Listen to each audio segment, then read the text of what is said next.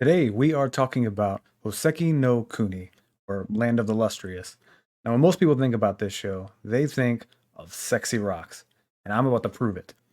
I'm gonna go to Google, search diamond, turn safe search off. All right, diamond looking a bit vanilla right now. Pretty simple, elegant. I can kind of get down with this. All right, let's check out jade. Okay, jade's really filled out here. All right, let's check on Foss. The last one. Man, look at the curves on Foss. Did I just waste an hour of my life looking up crystal structures just to make that stupid joke? You bet your ass I did. It doesn't have anything to do with what I'm going to talk about. I just got distracted. I'm not going to be talking about the main story of the anime. I'm not going to be talking about specific people mostly. I'm going to be more focused on the history and the specific races or species or whatever you want to call them.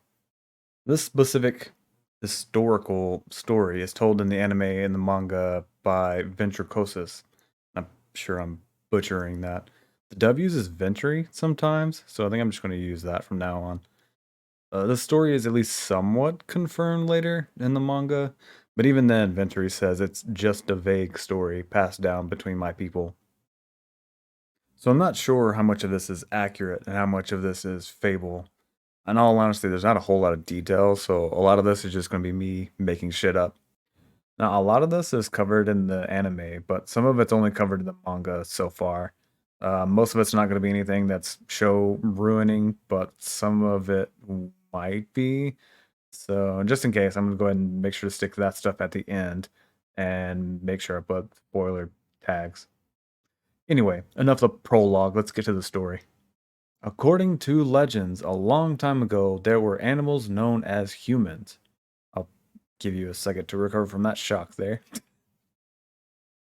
Humans lived on the surface of the planet until it was hit by 6 meteorites. I was kind of on the fence about whether this was 6 all at once or whether this was 6 different events that happened. The way that it's written, I think it means 6 completely separate events, with each meteorite having enough of an impact to create another moon.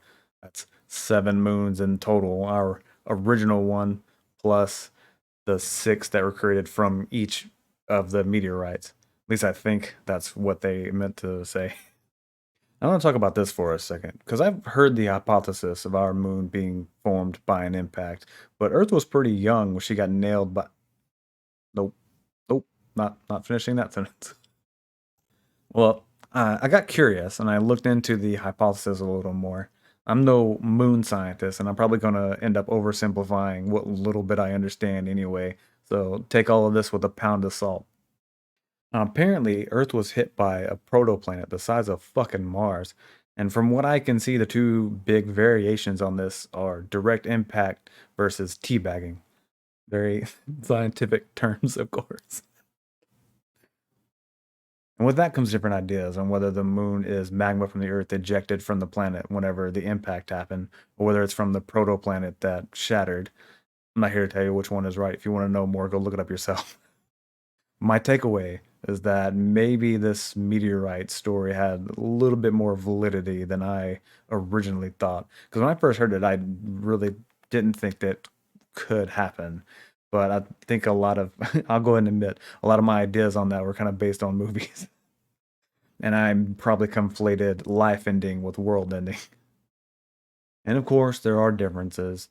The young, still forming Earth versus Earth that's been hardened for a while. A Mars sized object versus a car or maybe a house sized. I don't know. I couldn't find the size of the meteors.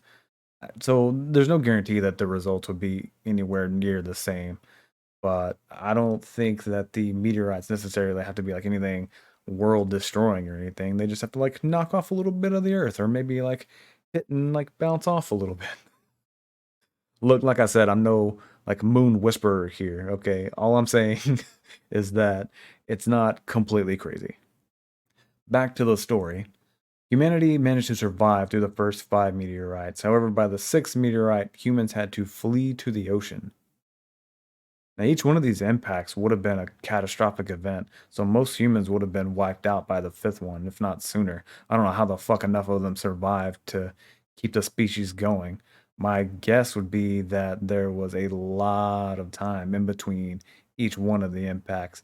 Not enough for them to like completely rebuild, but enough to like get the numbers up and survive the next impact. Well, that's just a guess. So the humans flee to the ocean. By the sixth meteorite, the only land left available is the tiny little island where the show takes place. And that's the whole reason that humans move to the ocean. And here's a picture of the land that's in the show. I mean, sure, I guess if this is the only surface left on the planet, I can kind of understand. It's not really fleeing to the ocean, it's more like there's no like resources left for people to survive, so and this is the origin of the three different groups. Humans split into three parts: flesh, bone, and spirit. Admirables, I'm sure I said that name perfect. Gems and Lunarians. And this is one of those poetic parts. It's not a literal split. They didn't turn into fucking serial killers, start cutting people up and separating out the flesh and the bones. This is more of a evolutionary kind of split. The Admirabili are made of flesh and inherit the ability to expand and pass down knowledge through the generations. The bone made contact with other living creatures and gained the ability to live through the ages. They then return to the land. The spirit is said to be wandering, attempting to regain its flesh and bone in order to be reborn now that it has acquired a fresh new world. This is the history as told by Ventry. I'm going to take a look at each of the three groups separately, starting at the top. So the Jesus, I can't fucking say this word. I'm gonna call them mermaids from now on. The mermaids are the only mortal beings left of the three groups. They take different forms throughout the show, mostly looking like snails or slugs. When they're close to their home, which seems to just be the ocean, I guess, they tend to take on a little more humanoid forms, hence the mermaids. And I don't even want to know what people were doing as the meteors were coming down that eventually caused half humans, half squid creatures. I'll let you use your imagination on that one. Okay, we see a lot of weird creatures like around today. I mean, look at the platypus. So, given enough time and environmental pressure, I can kind of see it happening. Like, it's not completely out of the question. This would have taken a long time for it to happen, but we also don't know how long has passed since the last meteor. Like it could be hundreds, thousands, millions, billions of years. We have no idea. We know it's been thousands of years, but that's like the bare minimum of what we know. So the meteorites forced people to rely on the ocean, and over time we adapted to better survive in it. The same thing that happens with animals nowadays. It's the small changes help the species survive in whatever environment that it's in. And just happens that in this case, it pushed humanity towards mer people. Now, how does the slug form fit into this?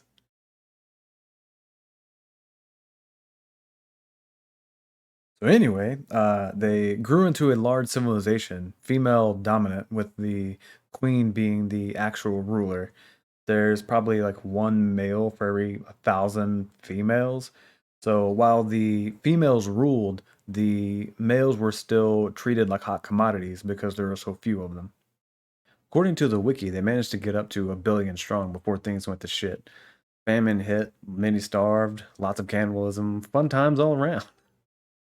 Eventually, they asked for the Lunarians for help, and the Lunarians were more than happy to bring them back to the moon and feed them sand mixed with sweet water, which eventually turned them mindless and caused them to grow from tiny to huge. Venture says they're being used as cattle, but doesn't really specify what that means. I think they're being used as building material and weapons. When they're in snail form, they eat rocks and stones. and then they use that to create their own shells. The Lunarians are probably using those shells to build shit on the moon, and that's pretty much where they're at by the beginning of the show. The gems are made up of two components: the gemstones, surprising, and microorganisms called inclusions. So the inclusions basically take sunlight to turn that into energy and then use that energy to move the gemstones. No sunlight means they can't move, so they tend to sleep at night. From what I've seen, they can survive without sunlight. Like they can be in the dark for decades and still survive. And then as soon as you give them any kind of light, they basically revive. So they're immortal as long as they have sunlight and paperweight without it. The wiki says that the memories are stored within the gemstones, but that doesn't really make sense to me. It seems to me like the memories are stored within the inclusions themselves. Like whenever they lose body parts, we know that they lose memory. But whenever they lose like their hair, which has less inclusions, that doesn't really affect their memory. So to me, that kind of comes off as the memories are stored within the inclusions, not the gemstones. We also know that putting the missing part back stops them from losing their memory. I'm curious about how long that gap can be. Like if they lose an arm and all the memories with it, and then find it again like a decade later and put it back, do they just get those memories back?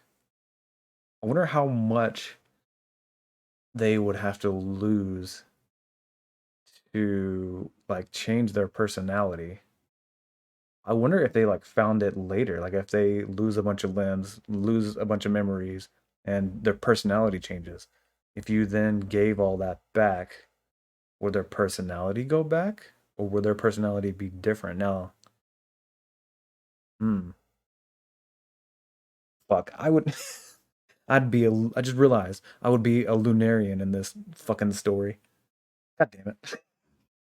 On a side note, while looking all this up, I actually found out that the word inclusions is used when studying gems. To oversimplify it, it basically is the characteristic inside of the gem that you can see from the outside, which is probably why it's used as the name for the microorganisms. Let's get back to the story. I'll repeat it just to refresh your memory. The bone made contact with other living creatures, gained the ability to live through the ages. They then returned to the land. Adamant's version is pretty similar to this. Basically, humans got caught up in floods and tsunamis and all that fun stuff, and their bodies sunk down to the bottom of the ocean. Then they were eaten by tiny creatures, and crystallized. The impression that I get is that the inclusions are those tiny creatures. It's possible that the inclusions are already on the humans before being thrown into the ocean, which makes the most sense to me. Basically, the microorganisms are on the people, their bodies get thrown into the ocean, and then the inclusions can't move because there's no sunlight, and they end up getting crystallized with the people. Over time, they were pushed to the shore of Nascency, which is around here on the map, I think. And I have no idea how the gemstones get to that point. I mean, some of it's probably ocean currents, but I am pretty sure that the first two gems are shown falling from a cliff, and I have no idea how they would have gotten up there. I mean, they may have gotten enough energy from sunlight to like crawl their way up to the top, but it's shown that the gems aren't the only thing that falls from that cliff. Sometimes a gemstone will show up at the shore, but it won't have any consciousness. Like it'll have the same form and everything. It'll look the same as the other gems, but it won't move and it won't react to anything. My original thought was that the inclusions were the reasons that the bodies crystallized, but this kind of suggests otherwise. It seems like all of the human remains were crystallized, but only the ones that had enough inclusions on them actually became the gems that we see in the show. But that's just a guess. So Adamant was around here one day, probably thousands of years before the start of the story, and just happened to come across the first gem as it dropped down. This was red diamond, and they looked pretty much like what you would imagine if you heard crystallized human. Don't know why you'd be thinking about that normally, but now you are. Adamant sees the gem and is reminded of humans, so he starts taking care of Red Diamond, chisels them down to look a little more human, even chisels out eyes so that they can see better. So if you're wondering on why the gems look so much like people, half of it's because they're literally crystallized people, and the other half is because Adamant chiseled them down to look that way. And on that note, we see that the gems use powder on their body as a form of protection against the weather, kind of like sunblock. But there's also a conflicting story that the first gem, Red Diamond, asked for that powder to be used so that they could look more like adamant. My guess is that the original purpose was to change the gem's appearance to look more like adamant, but then they kind of found more uses for it as time went on. And after a while, the second gem shows up. Red Diamond asks Adamant to take care of them too, and thus the school was created. Well, not overnight or anything, but the construction of the school started. More gems started to come in one at a time every 100 to 1,000 years, and eventually the school got filled with gems. And Adamant was teaching them and shaping them quite literally. And eventually the Lunarians started to attack and started to kidnap the gems. And that's kind of a quick overview of the history. One more thing on this before I move on. Given the weird nature of the inclusions, my guess is that they are not from Earth. That's right, I'm going full panspermia on this one. My guess is that they are from one or more of the meteorites that hit Earth. Probably one of the earlier meteorites hit, spread the inclusions around, and they got on people, and then the people end up getting thrown into the ocean and crystallized, and the inclusions were just stuck there and couldn't do anything about it. And it just happened to work out for them. But again, that's just a guess. The Lunarians completely ruined my approach so far. I've tried to link everything to a scientific explanation, and sure, most of it has just kind of been me bullshitting, but I feel like I've given good scientific reasons for my bullshit. Well, now we're about to get spiritual. Around the end of humanity, it was discovered that the soul exists. Pure souls get to fade away into nothingness and escape the pain of existence, while impure souls don't. And that is the Lunarians. Just impure souls stuck on the moon with no way to pass on. So, how do people figure out how the soul works? I don't know. That beats fucking me, man. Maybe some Lunarians showed up in between the impacts, worked with whatever humans were there to figure it out.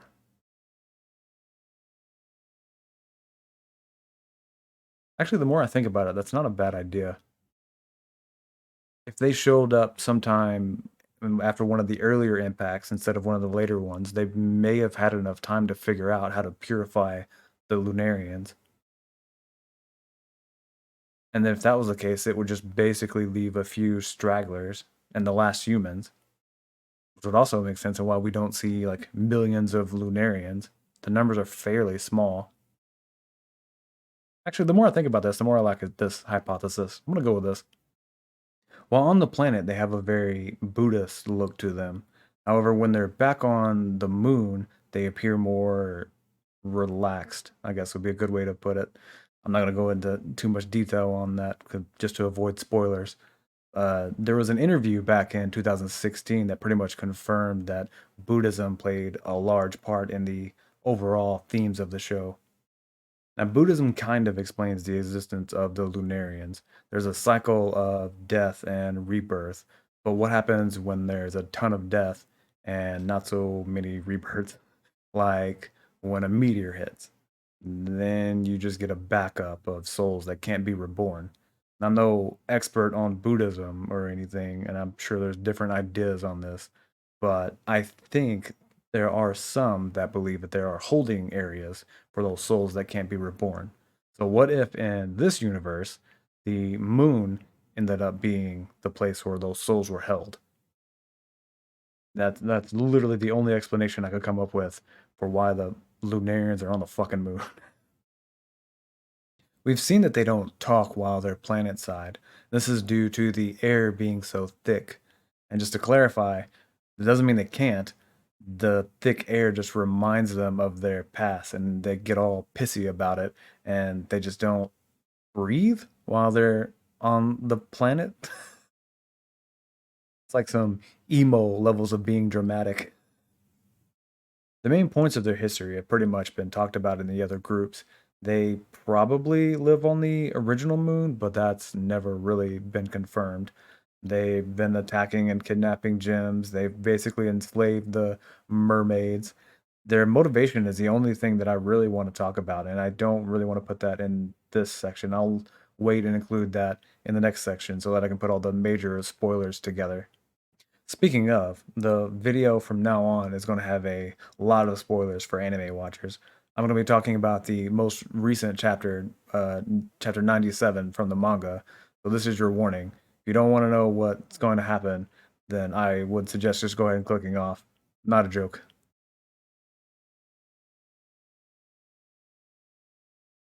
All right, I've given enough time. Let's talk about Adamant. He doesn't fit into any of the three groups. It's revealed later that he's actually a robot created by the last of the humans. He's pretty much indestructible and immortal, and has just been wandering the little bit of land until that one day when Red Diamond showed up. And then he became their teacher and their guardian. Enma says that he is a prayer machine. The Lunarians can't have pure souls without someone praying for them, apparently. And the humans created the robot so that their souls could be pured after they died out. At some point, Adamant stopped praying, so the Lunarians started attacking the gems to get him to do his fucking job. And we learn later that he actually malfunctioned. If he prays, he doesn't just get rid of the Lunarians, he also gets rid of all the descendants of humanity, which would include the gems and the mermaids. That's just the reason why he doesn't pray. He's grown attached to the gems and can't bring himself to eliminate all of them. Now, whether the malfunction is him growing attached to the gems or whether the malfunction is getting rid of all the descendants of humanity, that's kind of up for debate. Chapter 97 gives us some background information through a flashback. We're introduced to Dr. Ayumu, who I think is the only human that's been shown so far. By this point, she's pretty much a cyborg, which I mean makes sense. That's how I would imagine the last humans tried to survive. So Adamant wakes up in a new, sturdier body. We learn that the doctor and her team were the ones that created him, or his AI. I don't know. It's not really clear how much help the team had, but there's no team now. It's just Dr. Ayumu, who Adamant calls Mom for some reason. I'm just now realizing it doesn't even say that her team were human. Like it just says that she got rid of them because they were in the way. So they could have been like earlier prototypes, or they could have been human, and I'm just way overthinking this. The two sit and have a conversation, and the doctor talks about a dream where she became a mineral, a very weak but important one. I've seen some people say that that is a hint that her body eventually becomes Foss. There's a lot that I could say on that, but I don't really want to get into the Attack on Titan level of time fuckery that would involve. So I'm just going to point out that sure, it's a possibility, but not enough has been said to confirm it, and I'm just going to move on. The important takeaway from this conversation was that Adamant was not created to help humans. He was created to build a bridge to the new world, a bridge from human to the next stage of life. And when he crossed that bridge, he was to burn it. I don't know what the fuck that means exactly. Was she talking to Adamant? Was she talking to False? Did she mean to get rid of all the Lunarians or anything that had to do with humanity? Does that even matter at this point, considering all the people are pretty much turned into Lunarians? There's a lot of implications that it could have for the story going forward, but I kind of wanted to keep this video about the past as much as possible, so I'll save any predictions for another video if I decide to do that. Hopefully all of this made at least some sense. Feel free to correct me on any shit I got wrong. I'm gonna go rest because this was a stupid amount of work. Goodbye.